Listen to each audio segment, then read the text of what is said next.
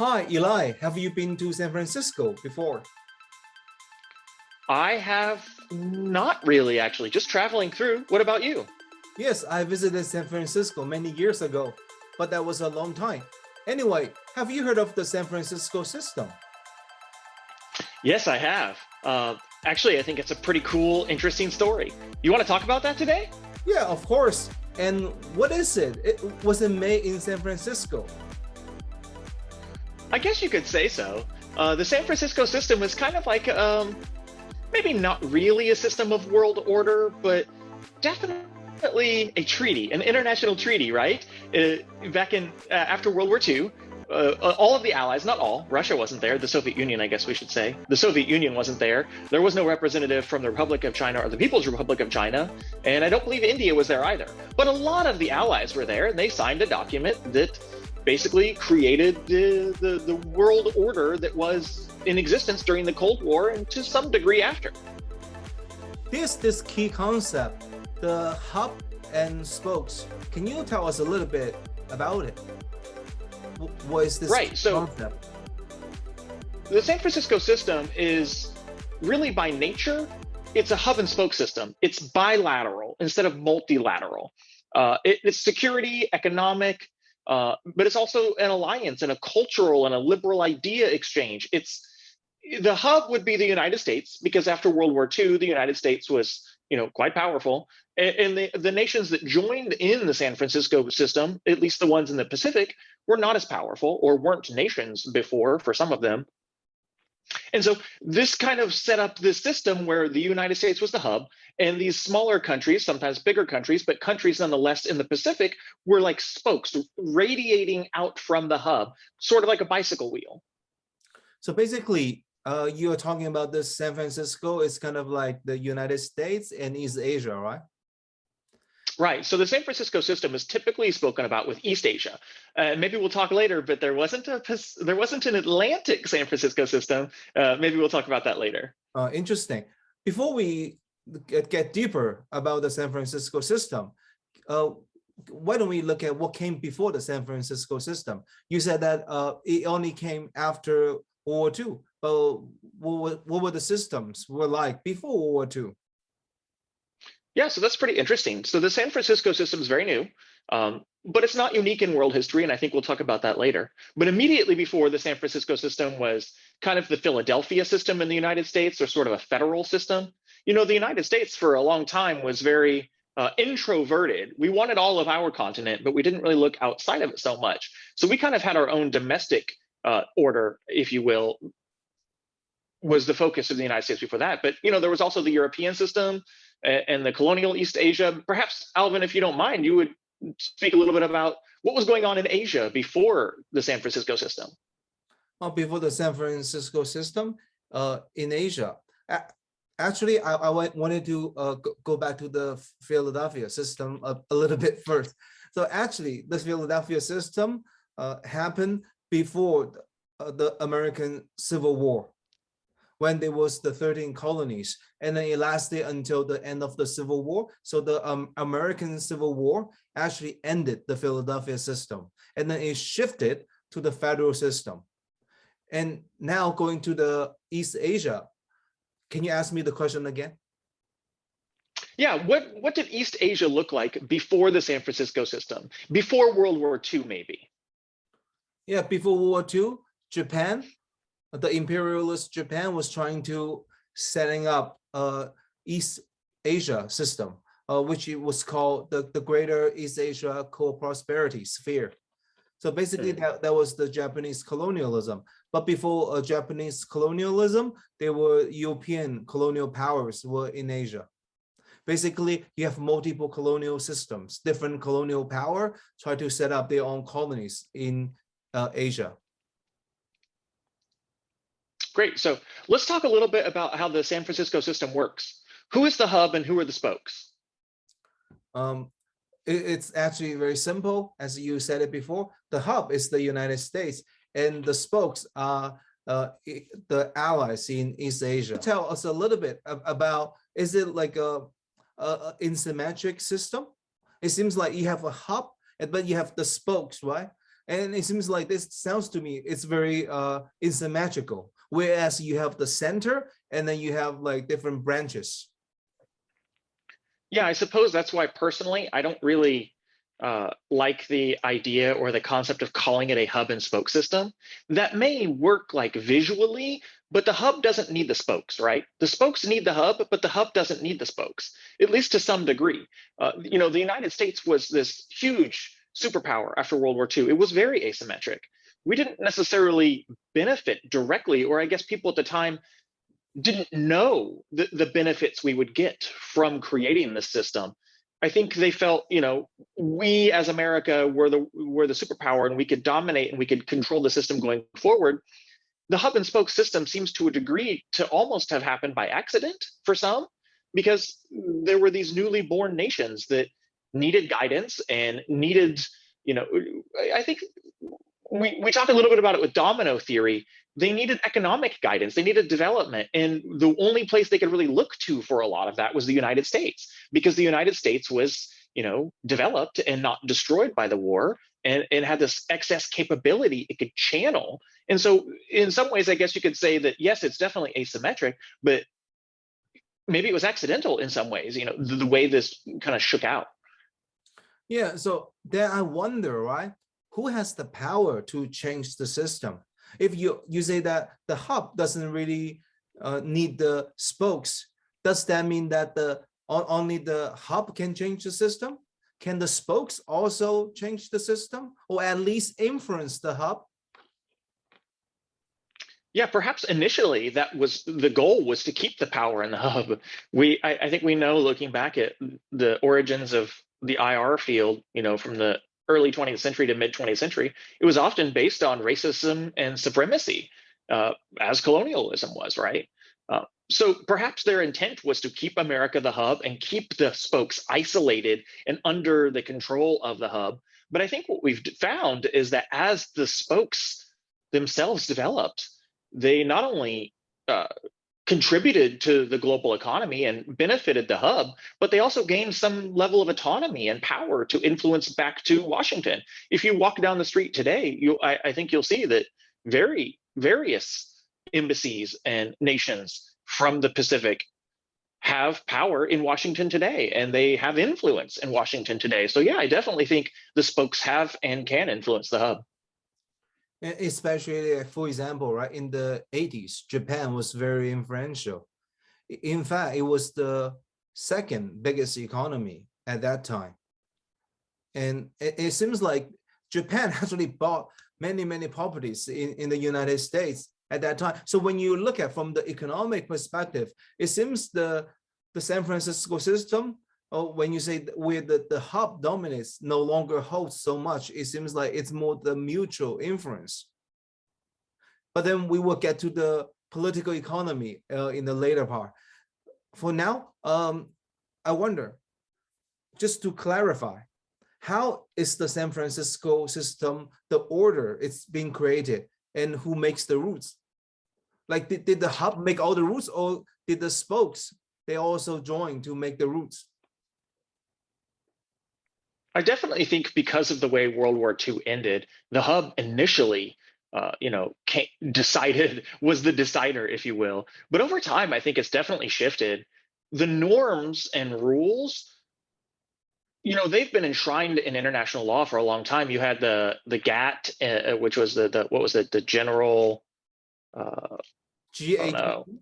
GATT. Right. Yeah. The GATT. Right. And you had CEDAW, and you had all these different, so it kind of emerged out of not only the treaty, the San Francisco Treaty of 1951, not only did it emerge out of that, but it also emerged out of other like moral institutions and norms that kind of came along with it over time. And it's evolved over time. So I definitely think you're right. Whereas it's not the same form that it was originally created in. And this order, as it was envisioned, as that one treaty laid out, is not at all what it is today. It's definitely evolved and become more of a globalism. For me, it's kind of in the background now, right? The hub and spoke system is sort of in the background of what's just naturally emerged on top of it, which is international trade. And why did the so-called spokes join this system initially after World War II? I think for a lot of them, there really wasn't a choice. If they wanted to develop, they needed to partner with the United States. And all of them, I mean, who didn't want to develop, who doesn't want to develop now? And so I feel like this is really related to domino theory. There was this huge, during the Cold War there in East Asia and Southeast Asia, there was this huge fear that they were going to switch to communist. You know, we had a whole war in Korea, we had a war in Vietnam, but those weren't the only places where communism was spreading, right? India was heavily influenced by the Soviet Union. Indonesia had, a bloodbath, where they were literally a civil war, if you will, and you had the killing fields in Cambodia. So there's definitely this urge for these countries that felt like they needed to develop. There was an urge to try and find a way to do that, whether it was communism or capitalism. That shook out differently in each of these countries, but they all wanted to develop. And there was an ideological war, but it was also an economic war. And people had to, the leaders in these countries had to decide which way it was going to go. And some of them chose to join the hub and spoke system. Some didn't get a choice. Japan didn't get a choice, right? So why would people want to do it now? I think, like I was saying a moment ago, you see all these international systems building on top of it. So you may want to nominally join the hub and spoke system. Sure, you put US at the center of your foreign policy, but I don't think it's the only option anymore. Interesting. And when you mentioned this hub and spoke system, actually it reminds me of the idea of global cities. But that came later. That was more like in the 90s. For example, in the Saskia Saxon's work on global cities, she focused on New York City and London and Tokyo. But later on, the global city expanded to Shanghai, you name it. And even nowadays, like Toronto, it's a global city. And then within the global cities, we also see a hierarchy, actually. Then you have the first tier, the first tier city, like the financial center, New York, London, Hong Kong, Shanghai. Then you have the more second tier cities like Amsterdam and Toronto. And then even within the global system, within the global city system, there's like multiple layers. But like in the San Francisco system, right? Are there this kind of different layers? The first tier allies, the second tier allies, the third tier allies?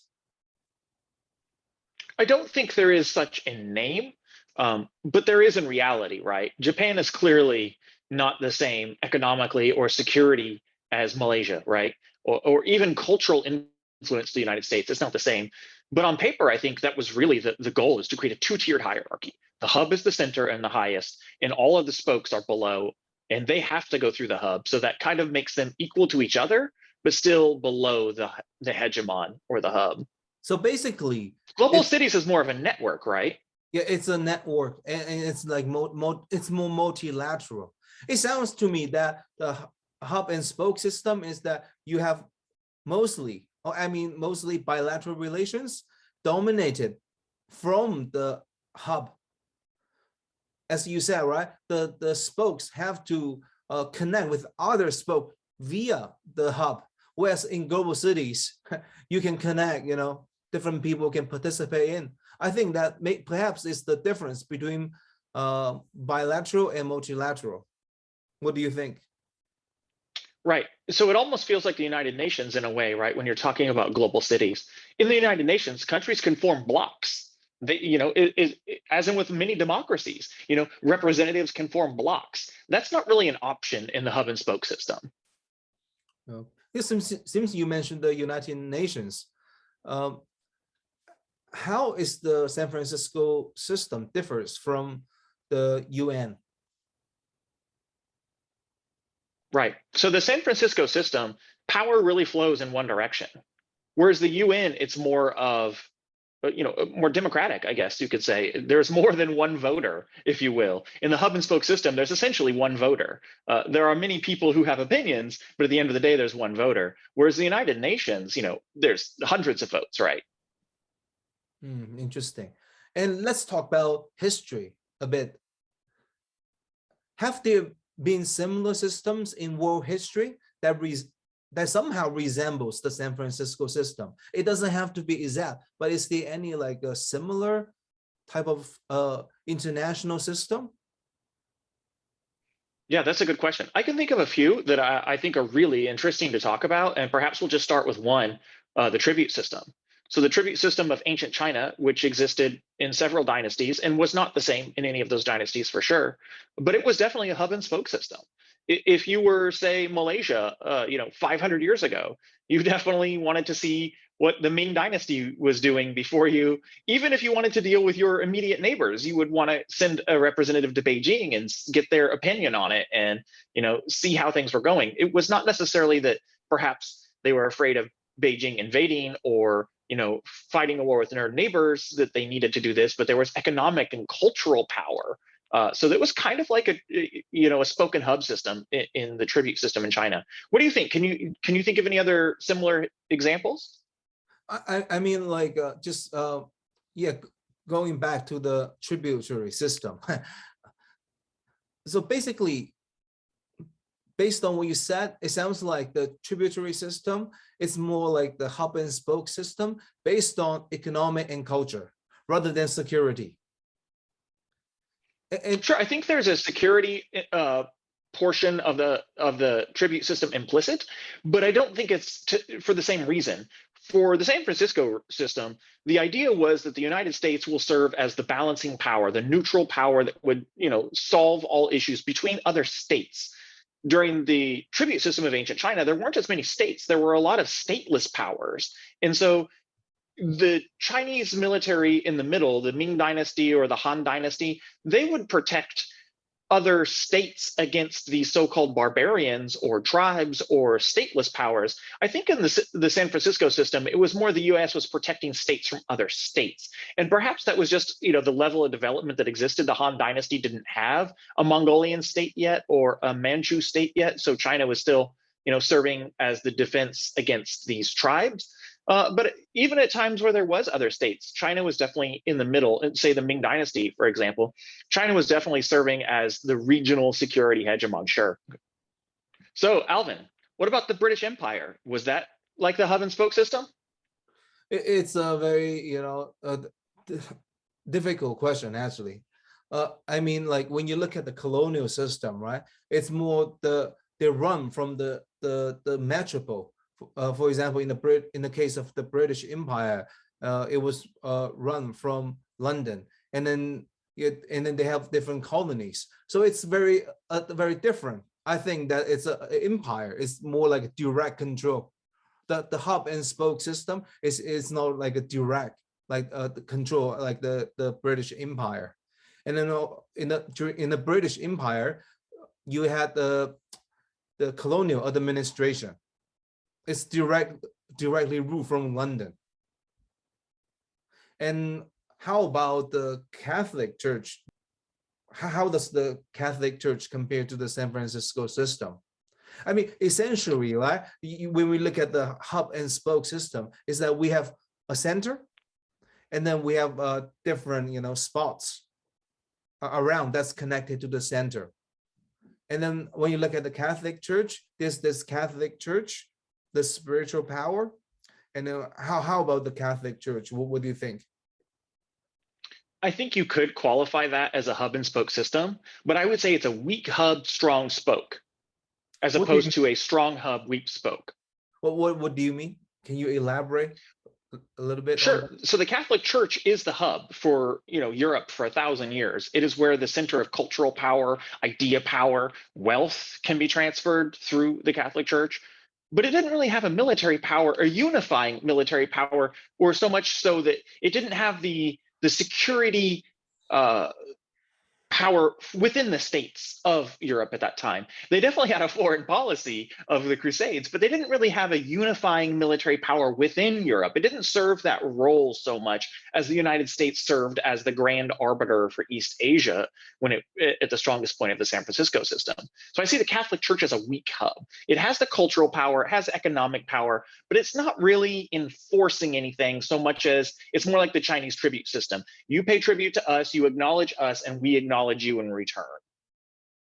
And the Catholic Church actually they had the papal states, right, around Europe, and mainly in Italy and France, in modern Italy and France. And how does the the papal state play in the system, in the medieval system. The Catholic Church is the, let's say that the Pope represents the spiritual dimensions, right? Then you have the temporal power, which manifests in the actual papal states. They actually have states there. And how does that, it wasn't the dominant state, right? And in the hub and spoke system, the United States was the dominant state. But then when you look at the papal state, it's more like a small state being wrapped in a much stronger power. Let's say in France, right? You have the papal state of Aragon, but then you have like France right there. and how does it work? So for me, I don't really think it's a hub and spoke system, but maybe, as you say, it's not at the material dimension in terms of military, but more in the culture. Yeah, that makes sense to me. What do you think about the Roman Empire? Was that hub and spoke? Well, I think the Roman Empire, it's like in a way similar to the British Empire. They had direct control, right? What do you think? Yeah, they didn't have any, I would say, spokes. There weren't a lot of other international players on the scene at the time, right? When the Roman Empire was expanding, there were other powers, there were other entities, there were other cultures and polities, but it's not like with the hub and spoke system of today, there's like dozens of countries in East Asia. Rome had neighbors, but none of them were really competitors. None of them were peers to the point to where, they were definitely competitors and peers, don't get me wrong, but there wasn't really the sort of international arena as it exists today. It was like the behemoth and the others, right? And so when you look at the hub and spoke system of today, the United States is a behemoth, but there's so many others, and they're all next to each other. When you look at the Roman Empire, it's kind of the center, and everybody's around the periphery. So there isn't really any spokes, as it were. There are things there. There are units of people and civilizations there, but it's like a hub, but no spokes is the way I would put it. What do you think? Is it more like the Roman Empire was in its own regional world, and then in China, it was like, I think it was around the Han Dynasty, right? And it was also in its own regional world. But at that time, maybe we didn't really have the global world that we have nowadays. So basically, in each region, you have the dominant power. And then in the case of Roman Empire, the key thing, right, about an empire is the direct rule. For example, in modern day England, the Romans directly ruled there. And then they built the Hadrian Wall to keep the Scottish, the modern day Scots, right? But back then it's the different Celtic tribes, on the British Isles. And so they built the Hadrian Wall to keep them out. So as you mentioned, it's really the distinctions between civilization and barbarian at that time. And it wasn't so much a global system or even a regional system. It seems like the Roman just directly rules their colonies. Mm-hmm. Yeah, I kind of agree. Since we talked about the Roman Empire, now we're in Europe. And why don't we just do some thought experiment? After World War II, NATO was formed in Europe, right? Why a NATO-like organization did not emerge in Asia after World War II? Yeah, I think that's a fantastic question. Right. So after World War II, you get NATO in Europe, and you get the San Francisco system in the Pacific. NATO is multilateral. The United States is theoretically equal with those nations. But in the Pacific, you get the hub and spoke system where the US is hierarchically higher above each of those new nations. Yeah, that's a really good question. Why are they different? I don't know. I would really like to know why. Here's the thing. South Korea, it was colonized during World War II and before by Japan, and it came out and is part of the hub and spoke system. Well, the Republic of China was an ally of the United States in World War II. And after World War II, what happens? It becomes part of the hub and spoke system, not part of a NATO-like system. So it's a really complicated situation, I think, in the Pacific, where you have these, you're coming out of Japan had colonized, there was a big war, most of China had been conquered by Japan, and before that, the British kind of cut China to ribbons. Most of the parts of Southeast Asia that joined the hub and spoke system were under the Japanese rule or colonial rule. So in a lot of these places in the hub and spoke system, they weren't nations before, or they weren't powerful or strong nations before, or they weren't friends of the United States before. Whereas in Europe, a lot of these were powerful nations, or long-standing historical units of people, or they were friends of the United States. So they got a different deal than East Asia got. Clearly, it's not the same deal. NATO and the hub and spoke system are completely different, and one wants to wonder what it would look like now if there was a Pacto or a Pacific version of NATO, and how that would change. I think it's a really tough question because there were unresolved issues. I think a lot of this comes to the fact that there were unresolved sovereignty issues, whereas in Europe, most of those borders were pretty solid before World War II. They had changed a little bit, and there was all World War I, but you do have these distinct cultural areas, whereas in the Asia Pacific, it's just a lot more a sticky situation, because those borders, those cultures had a lot less clarity to the people in Washington, D.C. who are making the rules. We understood that region less. So we just said, you know what, y'all come to us one by one and we'll do it bilaterally. That's kind of my take on it. What do you think? Why is there no Pacific NATO? I mean, could that be, it's just a speculation, could that be people, like, let's say in Asia, prefer more bilateral relationships? In Shi Zhiyu's book on the balance of relationship, he argues that China actually prefers bilateral relationship over multilateral relationships. But however, now China start to shift towards more multilateralism. But like he was talking about more the traditionally, like could that be the preference? I mean, traditionally, Europeans tend to be more multilateral. When you look at the Council of Europe in the 19th century, it was like multiple powers. So could that be the culture? That's pretty interesting. Yeah, and speaking of that, I mean, after World War II, and the European integration starts to happen, eventually led to the current European Union.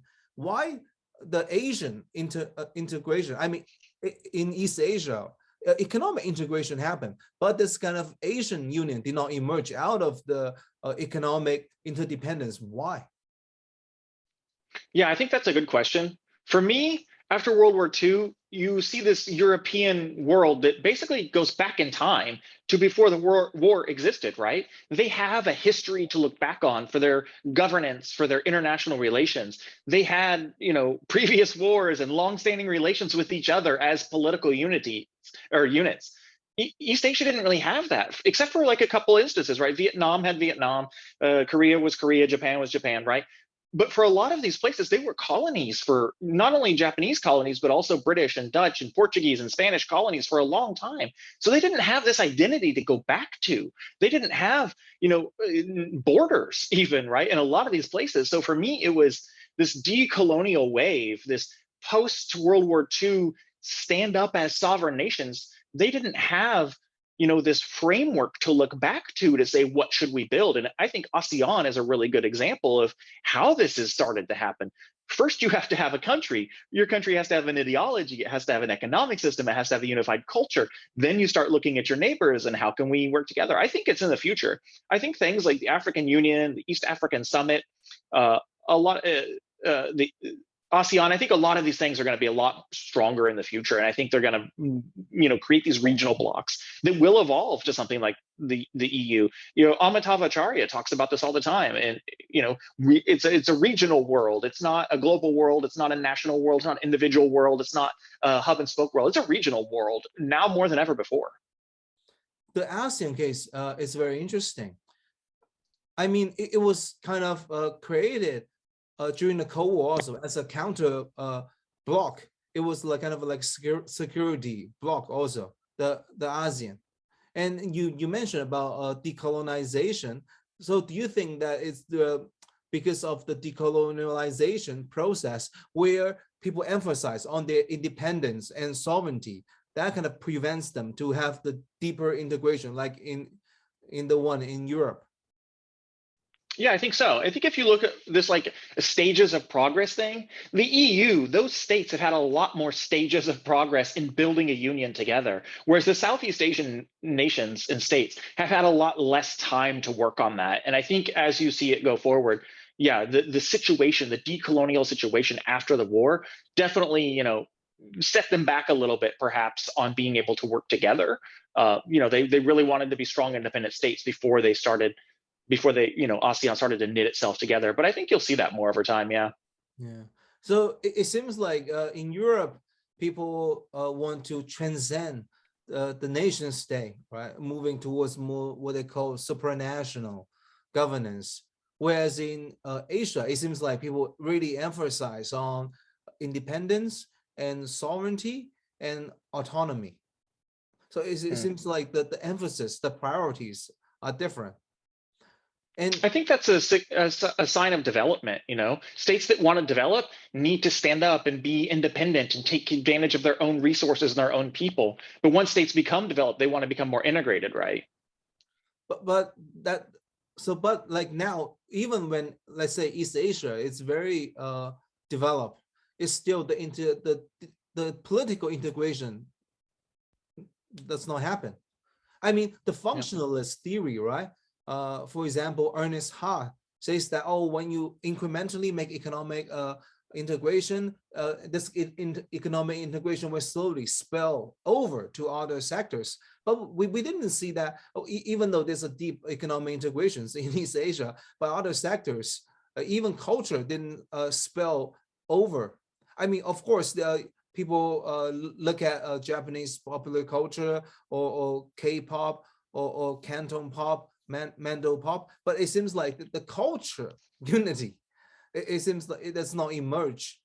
This kind of common East Asian identity. For example, even the idea of Asian, right? People talk about Asian in North America. This idea of Asian, it sounds very bizarre for people who actually live in Asia, because perhaps many people don't know what is an Asian before they actually live in North America. People tend to think in terms of nation states: Chinese, Korean, Japanese, Vietnamese.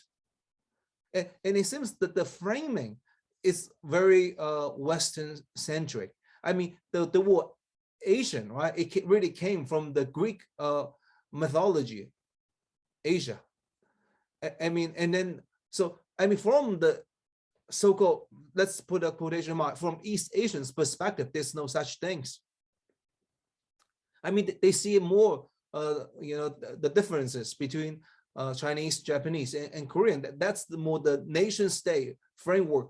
It's, what's on the ground is really the nation-state framework, not so much the whole Pan-Asianism. Of course, there were a moment of Pan-Asianism, and it tends to be led by the Japanese, and then that kind of led to the Second World War, right? The East Asia core prosperity sphere, and maybe it's because of this historical baggage. So when people think about political integration, they very hesitate. But that doesn't explain either. I mean, Germany tried to conquer Europe during the Second World War, but how did they make up with other European member states? Yeah, I think that's a really tough question, and I think you're right. There just may not be the right mix of situations to enable something like an EU for Asia. I don't know. I think it's a very tough question, but I do think that the regional powers. You're right. There's a lot of diversity. There's so much incredible diversity in Asia, East Asia, Northeast Asia, Southeast Asia, South Asia, Central Asia. You're right. It's not one region, and it would be very difficult to see an Asian union, as it were, right? But I do think that the regional blocks have some mobility to move forward, and there may be some sort of system that replaces the San Francisco system going forward. And I wonder, for example, could there be a greater Chinese Commonwealth? I had a conversation with a professor about this. It was really interesting. That solves the Taiwan problem, perhaps, or it could solve the North Korea problem, perhaps, right? Or an expanded ASEAN. Could ASEAN get bigger? Or we talk about, other systems that kind of replicate or replace the San Francisco system. What's your take on that? Do you think that there's a future for the San Francisco system, or will there be some other system to replace it? I don't know. I mean, the future is very hard to predict, but we can look at some concrete issues, maybe. Like, for example, now we see the RCEP, the trade pact, right, among ASEAN country and also East Asian countries, and Australia and New Zealand. Then the fundamental thing is that we can see trade happen and capital flow intra-Asia. But what we don't see, that's the fundamental difference, is that the mobilities of people, the free movement. I mean, that's the one of the pillar of the EU, is the free movement within the EU. And it's not only in East Asia, but even in North America, the NAFTA and then now the USMCA, the money flow, across border, products flow across the border, but the movement of people, I think that's I mean, of course, Canadians go to travel in the United States and in Mexico. But what I'm talking about, like the free movement of people, is that they're entitled to different member states' welfare. They can study there, work there. They can even live there forever, right? Not just travel. So that's why I say, is that actually the European Union is the unique one. Actually, they're the outlier than the norm. So if Asia's not going to get an Asian Union that resembles the European Union, is it still going to be the case that the San Francisco system will be dominant, or will there be a point to when the United States is no longer the regional hegemon and they have to come up with a new system? I guess what I'm asking is ASEAN going to grow more powerful? Will a Chinese idea, will a Chinese union or a Chinese-backed international regime grow more powerful? For example, in Africa, that you have all these attempts to create a regional hegemon by unity. The East African community, you have, Kenya and a couple other countries are trying to take individual sovereign states and become a larger federalized union. You have pan-Islam in the Middle East, where you have these individual states trying to become a larger regional union. That sort of resembles a micro scale or a smaller scale version of the San Francisco system, where you have a central hub with some spokes, or you have a central hegemon with some players, right? Like the regional bloc with a central power with sub-powers. My question is, are we going to see this for East Asia? Are we going to see or Southeast Asia, or the Asia Pacific? Are we going to see something to replace or mimic the San Francisco system? Do you mean like in terms of security or in terms of economics? I think that we need to make distinctions between this, two dimensions. I guess kind of, I mean more in authority. Yes, security, yes, economics, yes, culture, all the things. And as like a regional international institution system, right? Like the San Francisco system, it is not just one player, it is not just one treaty or one law. It's really a system of agreements and cultures and trade and security. But as we all know, like the world is changing, right? And the structural system of the world is changing. The balance of power is changing. And so will these existing institutions in East Asia grow more close-knit? Will they grow more stronger? Will the cultural institutions, will the security institutions, will the economic institutions, are these going to grow? Do you see them growing right now? Do you see them replacing the San Francisco system? Have you heard of the Shanghai Cooperation Organization, SCO? Yeah. Have you heard of that? Sure. I think that's a great example. Yeah, I mean, whether it will replace the San Francisco system, I don't really know. It seems like in Asia, it's that many different frameworks are like overlapping. Right? You have the ASEAN-led trade bloc, then you have China-led trade bloc, you have Japanese-led trade bloc, and they actually the same player, but then you have multiple things overlapping. It seems like this.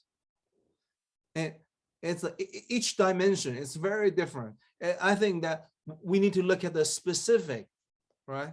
Well, even in trade, do we mean high-speed rail trade, or do we mean like commodity trade? Do we mean finance? It seems like each things, or do we mean technology, 5G? Like when you look at the specific detail, it seems like different player leads in different field. And don't forget, when we like talk about Asia, right? We should think about India and the Middle East. If we think about such a diverse, continent, it's very hard to say. So perhaps we can say, at least we know this: the United States as the hub and the spokes that existed during the Cold War and up until recent years, that's changing, right? There perhaps will be multiple hubs in the future and multiple spokes, and countries might find themselves as members of multiple systems, right? I think that I think the fundamental problem with conceptualizing the San Francisco system is the state-centric, perspective. I think we kind of need to move beyond this. I think the future probably, as I mentioned earlier, Saskia and Saxon's book on global cities. When we look at actually global cities, maybe it makes more sense than rather than which state is the dominant hub. In fact, many global cities will be the hubs. And then I think the most important thing is the free movement of people, at least the mobility of people. If only money and move, but people don't move, there's no real integration, Yeah. I mean, the European integration can happen because of people move across different countries. I think people are the key. And I think that you are right on the multiple centers. In the future, maybe in many countries, there will be a hub or two, one or two hubs in one country. And for example, when we say the United States, what do we mean? I mean, in the Midwest, it's not really the hub. I mean, when we say like the US, do we really mean New York City, right? Do we mean like when we talk about finance, do we mean Wall Street? So when we think about more specific in terms of like which area, which domain, for example, when we talk about technology, we mean like Silicon Valley. When we talk about finance, we mean New York. And when we talk about, so different things vary, the hub vary actually when you think about spatially. And then we might have competing global cities, which may be very different from the nation state. So it's no longer the competitions between nation states. It's not the competitions between China or the United States. It's really the competitions maybe between New York and Shanghai, or between Tokyo or London. I mean, even Toronto tried to join this global competition, right? But then, I mean, you say that, then I mean, Toronto, it's a Canadian city, but does it really have to do much with Canada, right? So it seems like the problem is that now the divide between the rural area and urban area becomes wider, and even within urban areas, the global cities, there's a big gap between global cities and normal cities that are not global. I mean, if you travel to different, I mean, even within one country, say the United States, and then when you're in New York, it's completely different from you in Austin, Texas. Yeah, so you can see the vibe changes. And when we think about global instead of international, I think it's more relevant. So we really need to move from the international system to conceptualize the world as international system to think the world as global system. In a global system, then the state is no longer the individual unit, right? So we have multiple, just imagine different dots, on the world map, and then it connected by many lines, and each dot can connect with so many different other dots. So it's no longer bilateral. That's just impossible. I think that the bilateral thing is the time of the past, because with the internet, I mean, people can communicate directly. In the past, you need to connect via somebody else, but now, I mean, it's all a network. What do you think? No, I think you made some very good points there. I just want to point out, though, that I think in our very next episode, we're going to talk about negarchy, and a lot of that has to do with sovereignty and what's the future of sovereignty. And I think you hit on a very good point. A lot of relations will not be bilateral in the future because we live in a global world. I think you made a very good point there. My question, or I guess my concern, is what happens. That's because I think a lot of scholars agree right now that we're moving to a multipolar world. I think a lot of people would say that we're moving to a multipolar world. But I still think it's possible that we stay in a bipolar world. I think it's possible we stay in a unipolar world. I don't think it's likely, but I think it's possible. And I think wars could come that we're not foreseeing that could be won by a unipolar power that could reinforce a hub and spoke system or reinforce an empire. I don't think it's out of the question, but I do agree with you that I think we're moving more towards a multipolar world. And if that is the case, then yes, bilateral relations will be less important than multilateral relations. I'm fully on board with that, and I agree with you. My question then is, you're right, if sovereignty goes down, what manages the network? Who manages the network? How is the network maintained? These are really good questions. I don't know if we're going to cover all those today, because we do have episodes coming up on international society and negarchy and several different global IR issues, if you will. But for now, it's just suffice to say, I do agree with you that bilateral seems to be in the past.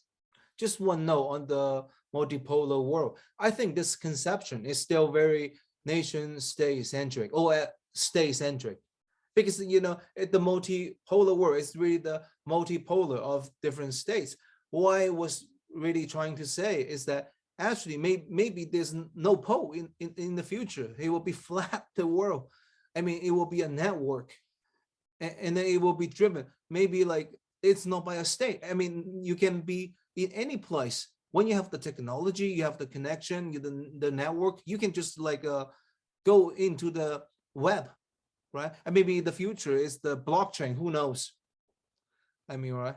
And then when we connected by the blockchain, it's a completely different story. So we are moving into a different realm, which I cannot predict. I wish I know the answer. But you mentioned about the next episode. Why don't we talk about it more in our next episode? To talk about right. So next time we meet, we're going to talk about negarchy, or cultural power. Something you brought up today that I think is very important: the spread of culture. Which culture is dominant? So even if we're talking about a global network of money and a global network of people and a global network of security, we still have a global network of culture. And next week, we're going to talk about negarchy and what is cultural power, cultural hegemony, and what happens to sovereignty when states don't exist anymore.